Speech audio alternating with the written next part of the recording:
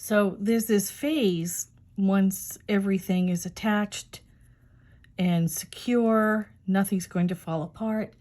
And and before you put the fabric on it, you can play with the shape.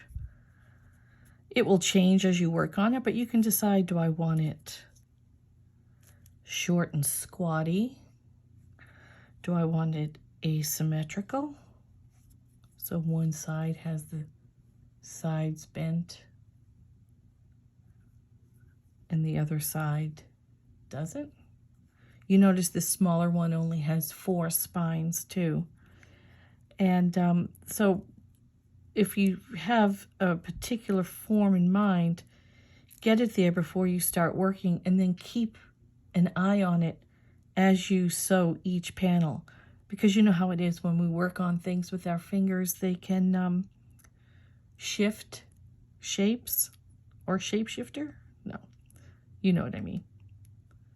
I covered these with some dark green floral tape, but it just so happens that floral tape comes in many colors. You can get it in white, you can get it in sort of a burgundy and a brown, probably more, but these are the ones that I have been able to find. And it matters if you don't want the armature to be visible through your fabric. For instance, if I wanted to use a clear, light lace like this, you can see the green through the armature. Now, there are other ways of handling it. You could stitch over very heavily in a yarn or a thick thread that would cover the armature, so you wouldn't see it that way. But, you know, that's a design decision that maybe you don't want to stitch heavily. So if you happen to know what color fabric you're going to be using ahead of time, then you can decide on what color tape to use. The next step is to attach your fabric to the armature by stitching. And the way this works, at least the way I've done it, is I do one segment at a time. So you see each one of, in between each one of these spines is a different segment. And I cut out a piece of fabric and I clip it onto the armature and then start sewing.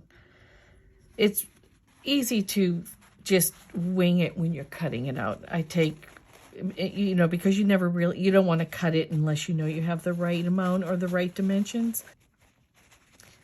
So you see how I'm just sort of wrapping the fabric around that segment and eyeballing, and I'm going to cut it roughly over here.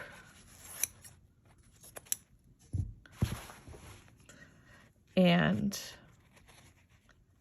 that's the segment I'm covering. I'm going to put it on top and then attach it with clips. You can use common pins to hold it in place, but they seem to be a lot more fiddly. They always fall out and everything, but you can do it that way. In fact, I did it that way for a long time until I was actually, this was an idea of one of my students at Snow Farm, which I'm forever grateful because it does make things a lot easier. Now you might ask, why do we just do one segment at a time? Why don't we wrap the fabric all the way around it and stitch it that way? We wouldn't have so many different seams.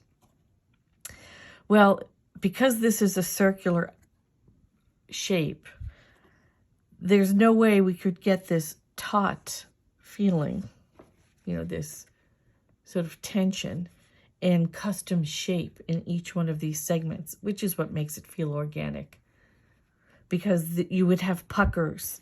See, if you try to wrap this around this shape, for instance, I can get that segment okay, but what happens when I come over to this segment?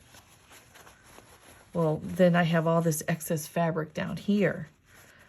And so then I end up having to tuck it in so I can get to the next. And so like, what's the point?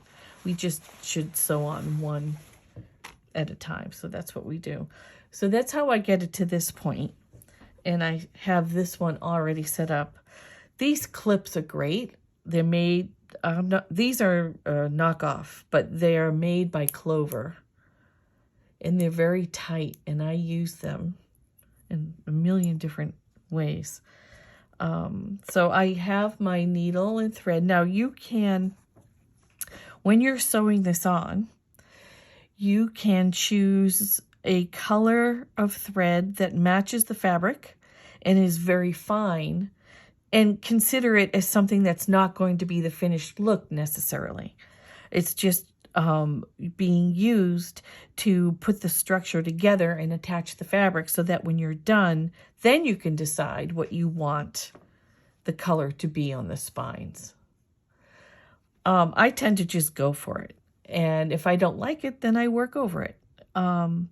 So in this case, I have this blue variegated thread. And I doubled it because it's thick and thin, and in the thin areas, it's very thin. So I'm going to come up from behind because I have a knot. I have a knot here. And I'm going to come up from behind right next to an armature. You see it's one there and there's one there. And this is the sort of thing that you're constantly adjusting as you sew. So you see how I just took that piece of fabric right there, and I'm holding it with my finger on the other side to keep the tension, because I want this to be not loose. I want it to have a tightness to it. So there's the thread. I came from the wrong side. I'm just wrapping it around. Now again, the function of this step, oh, I wonder if this yarn's going to give me trouble. The function of this step is to attach the fabric to the armature. So once you get the hang of how to do that, this can be any stitch you want. I'm just doing an overhand stitch because I like the line it creates, you know, the sort of haphazardness. But you could do a buttonhole, you could do a decorative, you could do a buttonhole so that you have something to catch onto if you want to crochet from the buttonhole into some sort of appendage from the framework. I've actually thought about doing that before. And so I have it started now. It's kind of nice. It's attached right there very firmly, so I don't have to hold it in the back anymore. But what I can do to make space for me to work is to remove that clip and then continue.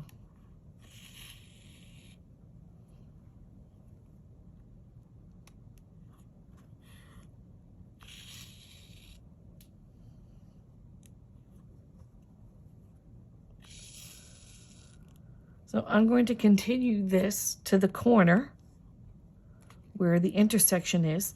Then I'm going to go around the corner, and I'm going to go down here and, in essence, attach the fabric to the armature on all four sides. So the first panel is on. And I just did haphazard stitching. And now it's time to trim, because unless you want to leave that on the inside, but I usually don't. I usually trim it. And the way I trim it is get a very sharp scissors. And let's see if I can do this with the camera. All right, can you see that? I'm cutting right up to, but not into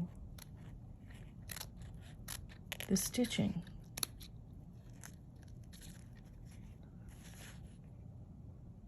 See?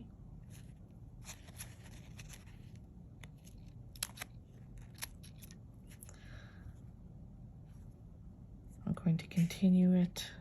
I might leave that one there just because it's a little fussy and I'm going to be covering it anyway. But this is an opening, so I do not want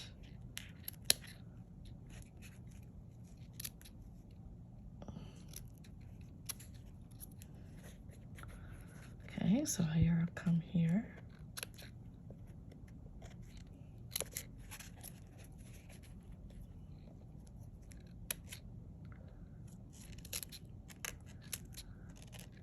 See how I'm getting close to, but not going into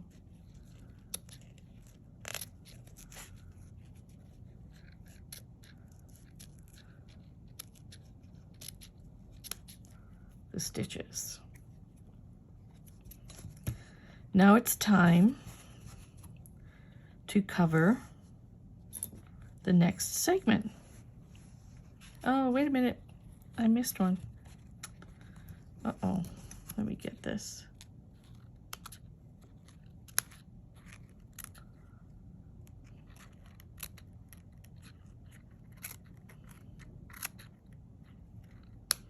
Okay. There we go. Now, here we have the next segment, and one of the reasons why I like using this fabric that I'm using is that it changes color very gradually. It's sort of a gradual variegation. So I'm gonna play with that and see if I do something like that, or maybe like this, it will look like it's going from the pink gradually into the green, because it is. Going to clip it.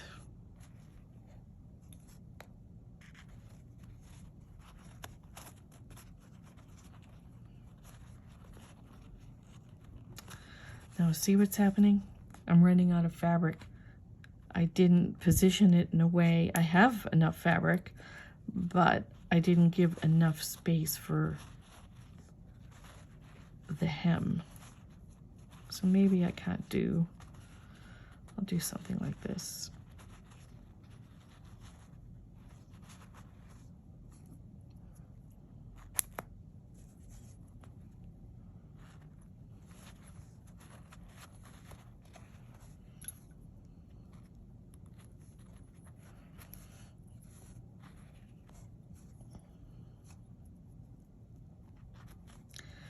I'm going to go over here to make sure there's enough, which there is.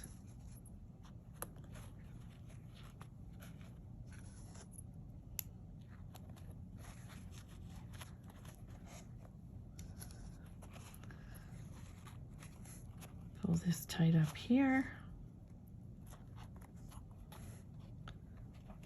Now, what you're going to see is, remember this went all the way around, and with this next panel, the fabric is going to cover what we just sewed.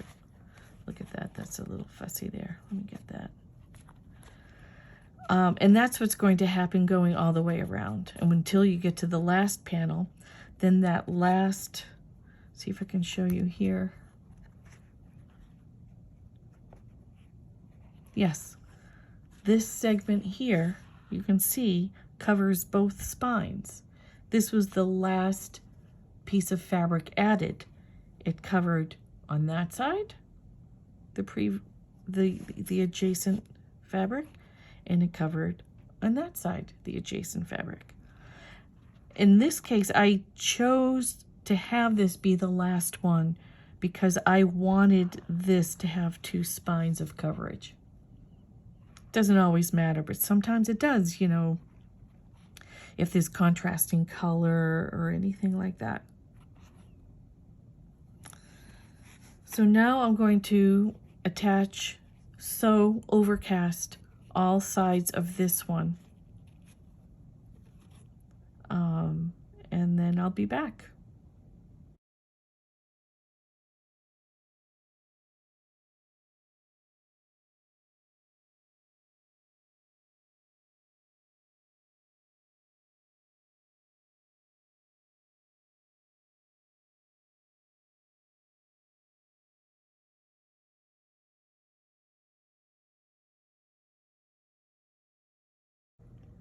Well, here's a collection of a bunch of pods. These are the older samples I showed you from before. This is the one we just created on our video. And it's a little like, I don't know if the word sloppy, but it's a little bit more like unkempt, as my mother would say. And I haven't decided if I actually like that aspect of it or not. But in any case, I can embellish once I get my pod created. Like on this one, I used several different fibers for each of the chambers. And then I used this very fancy boucle pink yarn in certain areas to embellish it. And back here, I built up some areas with the jute and then went over it with black. And if I wanted to, I could then pick these up and crochet from it. We could use one of these panels instead of sewing in a fabric swatch. And here it's a piece of a sweater, and there's some plaid. I could take one of my weavings and sew it in that section, or one of the Solvay thread fabrics that we've made in the past. That might be a great way to add some interest to the quadrants or the segments. And it's interesting because we start out with something that seems very rotund, right? The curved shapes and everything. And you'll see when we add fabric, they become angular. So the armatures extend out and the fabrics sort of bow in. And I love that about this. So that's why you can't always predict what you're going to get when you just look at the armature, because it will also depend on how the fabric behaves when you stitch it on there, how many of these spines that you have. You know, for instance, this one has 5, so I have a lot more detail going on. This one has 4. 1, 2, 3, 4, yes. So we have some wide, expansive areas that make it very flat in some places and not so flat in others. So I guess, you know, the science of wire armature pods. We could talk about this all day.